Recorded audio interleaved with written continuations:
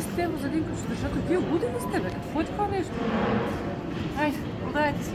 Много е лесно да минеш по кръщанти и да кажеш много е скъпо или да напишеш коментар 20 лева за 30 минути принт, но истината е, че ти не плащаш само тези 30 минути принт, зад тази цена стоят много други неща. Това са найми на щанда, найма на офиса, това са заплати, осигуровки, данъци, счетоводство, тук се плащат материали, машини, картони, кутийки, визитки, стикери, какво ли още не. Освен това, най-вече плаща за времето, опит и уменията, които ние даваме, за да изработим продукт, който е специално изработен за теб. Тоест, вие избирате с какви цветове да го направим, какъв текст да сложим и каква картинка и съответно получавате нещо, което е изработено специално и единствено за вас.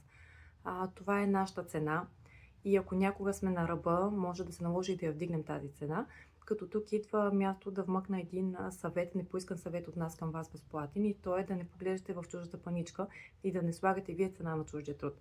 Ако нещо смятате за прекалено скъпо, не сте задължени да го купувате, просто подминавате и това е.